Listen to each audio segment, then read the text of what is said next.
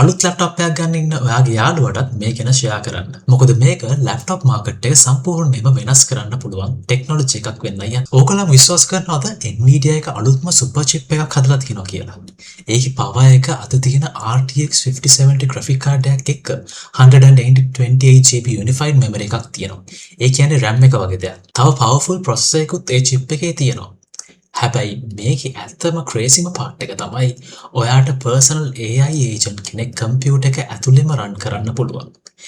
ඒ කියන්නේ ඔයාට ඊට පස්සේ ChatGPT ඕන වෙන්නේ නැහැ. ඔයාට ChatGPT වගේම ඊට වඩා powerful AI ඒජන්ට් කෙනෙක් ඔයාගේ කම්පියුටර් එක ඇතුළෙම ඉන්නවා. ඒ AI ඒජන්ට් ඔයාගේ කම්පියුටර් එකේ තියෙන files, apps, documents, data ඔක්කොම access කරලා ඔයාට ඕන වැඩේ කරලා දෙන්න පුළුවන්.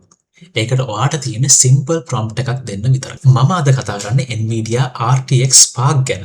මේ chip එක laptop වල future එකම වෙනස් කරන්න යන්නේ. Computex 2026 event එකේ Nvidia CEO Jensen Huang මේක announce කරා.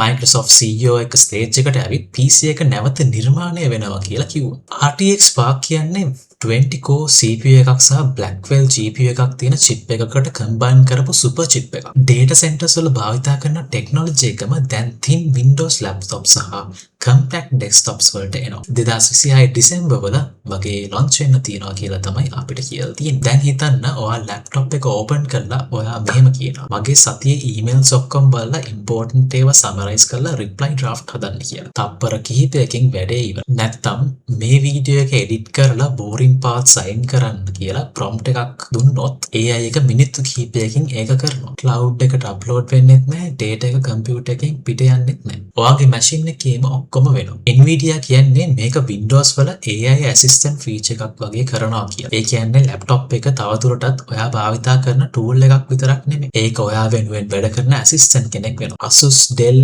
XP, HP, Omnibook, Lenovo Yoga Pro, Microsoft Surface වගේ brands වලින් laptop එනවා. Major brands වල designs 30කට වැඩියෙන් දැනටමත් development වෙගෙනයි තියෙන්නේ. අලුත් laptop එකක් ගන්න ඉන්න ඔයාගේ යාළුවටත් මේක ගැන share කරන්න. මොකද මේක laptop market එක සම්පූර්ණයෙන්ම වෙනස් කරන්න පුළුවන් ටෙක්නොලොජි එකක් වෙන්නයි යන්නේ. මේ වගේ tech updates දැනගන්න ඕන නම් මාව follow කරන්න.